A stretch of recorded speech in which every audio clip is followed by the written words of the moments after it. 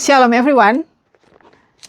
Yesaya 52 ayat 4 sampai ayat yang ke-6. Kita akan renungkan bersama hari ini. Tetapi sesungguhnya penyakit kitalah yang ditanggungnya, dan kesengsaraan kita yang dipikulnya. Padahal kita mengira dia kena tulah, dipukul dan ditindas Allah. Tetapi dia tertikam oleh karena pemberontakan kita. Dia diremukkan oleh karena kejahatan kita. Ganjaran yang mendatangkan keselamatan bagi kita ditimpakan kepadanya. Dan oleh bilur-bilurnya kita menjadi sembuh. Kita sekalian sesat seperti domba, masing-masing kita mengambil jalannya sendiri. Tetapi Tuhan telah menimpakan kepadanya kejahatan kita sekalian. Hari ini Jumat Agung. Kita mengingat, memperingati, merayakan hari kematian Tuhan Yesus. Tidak gampang, tidak mudah untuk kita berbicara tentang kematian Tuhan Yesus. Apa sebetulnya yang terjadi di hari Jumat Agung?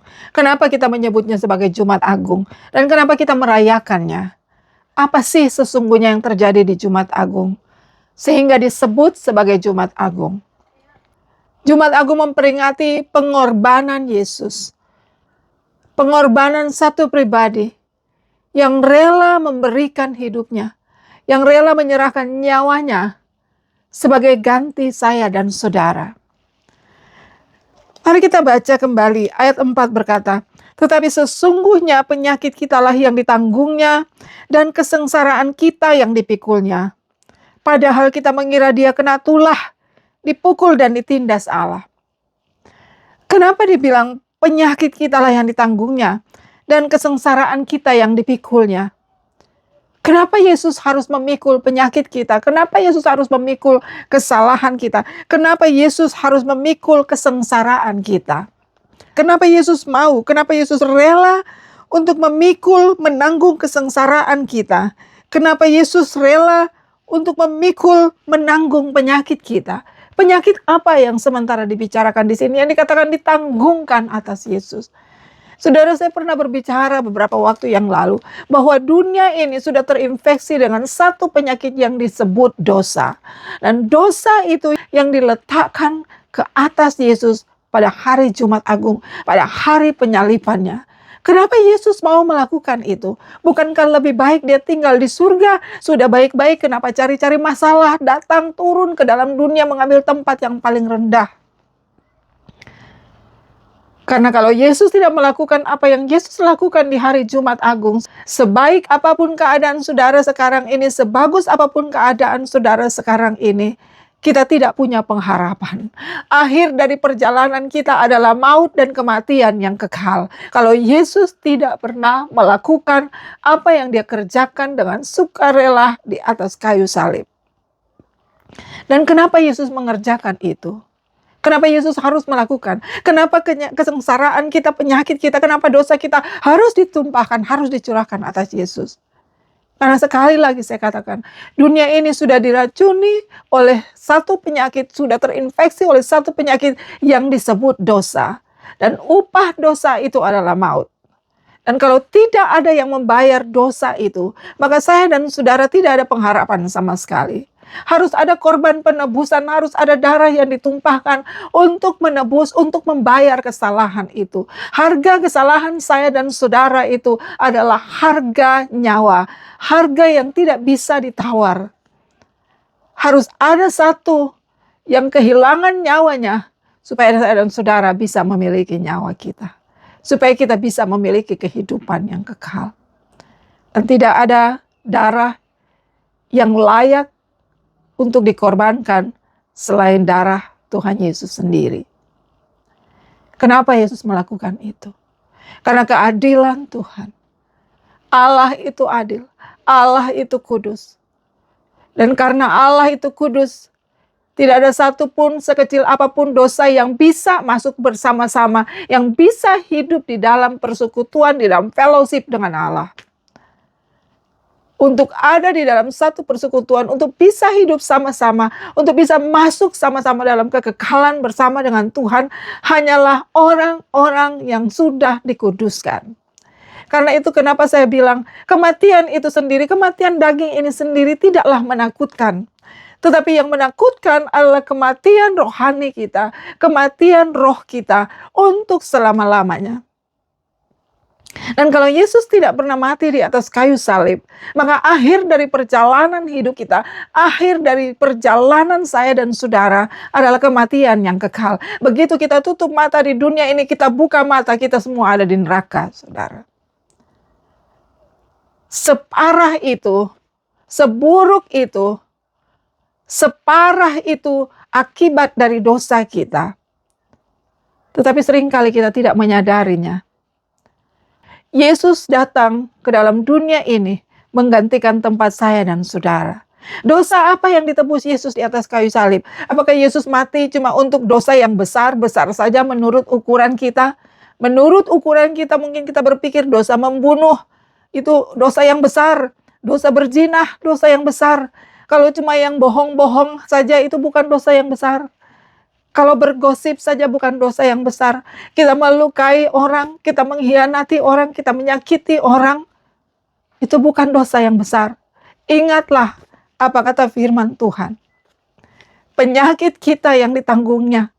Penyakit dosa saya dan saudara yang ditanggungkan atas Yesus. Jadi setiap kali kita berbuat dosa, mari kita ingat siapa yang membayar harga untuk dosa itu yang kita lakukan. Karena kalau kita tidak mengingat, kalau kita tidak pernah merenungkan, maka kita dengan seenaknya berbuat dosa, kita kompromi tiap hari, kita pikir nggak apa-apalah, nanti juga besok sebentar malam kita minta ampun sama Tuhan. Bagaimana kalau tidak ada malam, kalau tidak ada besok lagi dengan saya dan saudara? Apakah karena kematian Yesus di atas kayu salib membuat kita melegalisasi kita untuk hidup dalam dosa, berbuat sesuka hati kita, kompromi sana-sini? Karena Yesus sudah mati untuk saya dan saudara. Kematian Yesus tidak melegalisasi kita untuk berbuat dosa, untuk tetap hidup di dalam dosa. Sekali lagi, dia mati di atas kayu salib. Dia menderita sengsara di atas kayu salib. Dalam perjalanannya, sejak dari perjalanannya menuju Golgota, dia sudah menderita sengsara untuk dosa saya dan saudara, untuk kebohongan kita, untuk kompromi kita, untuk ketidakjujuran kita, untuk tidak dosa yang tidak mengampuni, untuk dosa yang tidak mengasihi satu sama yang lain, untuk dosa yang mengkhianati Tuhan, untuk dosa tipu-tipu. Apalagi dosa yang harus kita akui di hadapan Tuhan. Apakah ada dosa kita yang tidak di-cover, yang tidak membuat Yesus harus naik ke atas kayu salib? Saudara, kalau kita mau tahu apakah yang kita lakukan itu dosa atau tidak, coba renungkan saja. Apakah di surga ada hal itu? Kita akan bisa melakukan hal itu di surga.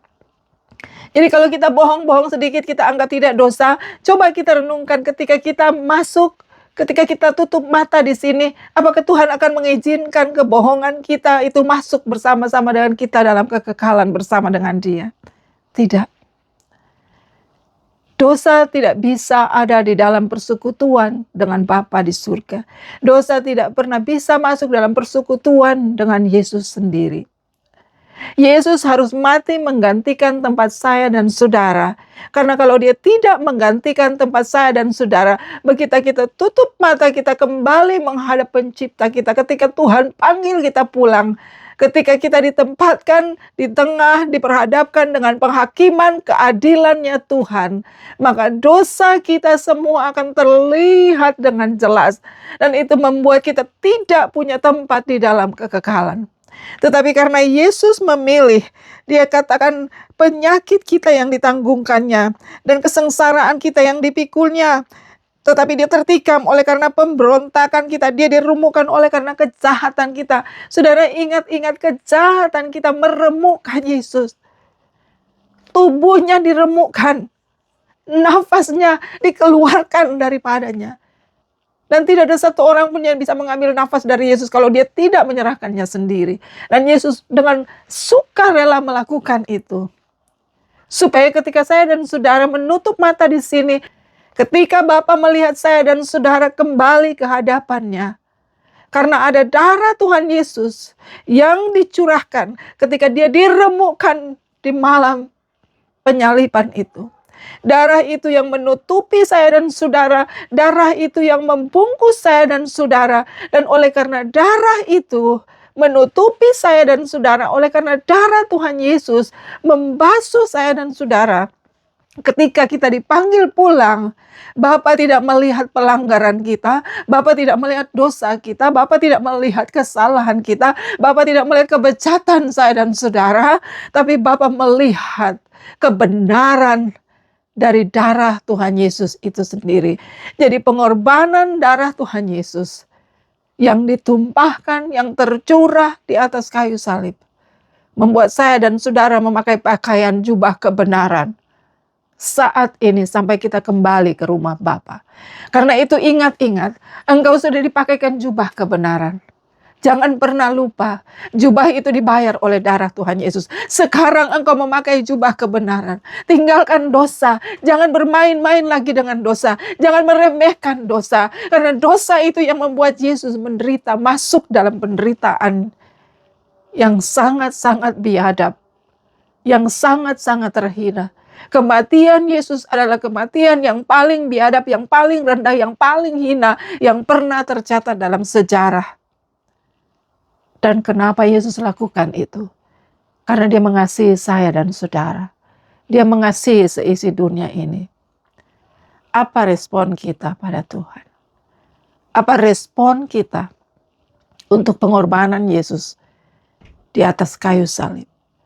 Sekali lagi ingat, kejahatan kita, pelanggaran kita, dosa kita yang ditumpahkan di atas Yesus.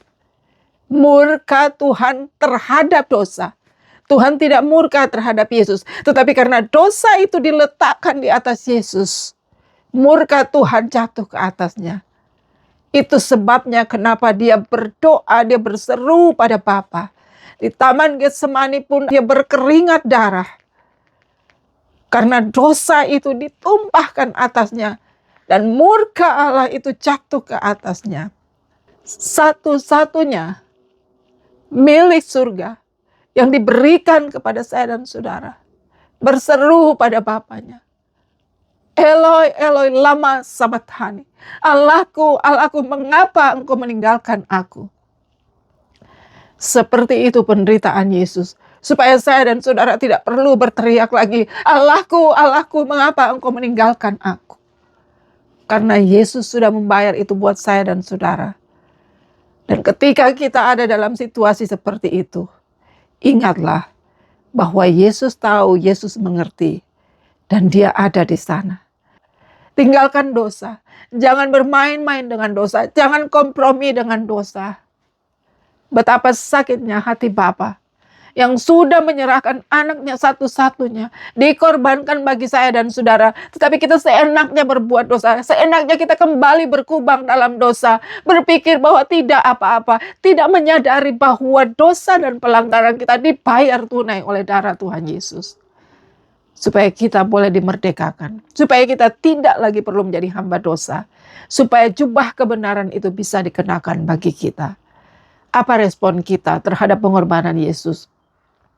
Adakah kita pernah merenungkan dan pernah mengerti betapa dalamnya penderitaan yang Yesus tanggung?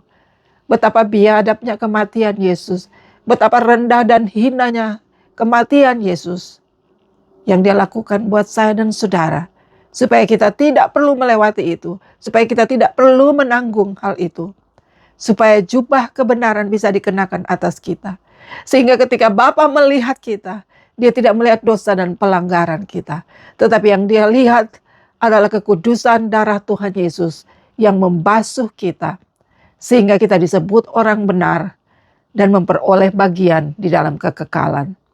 Tuhan Yesus memberkati.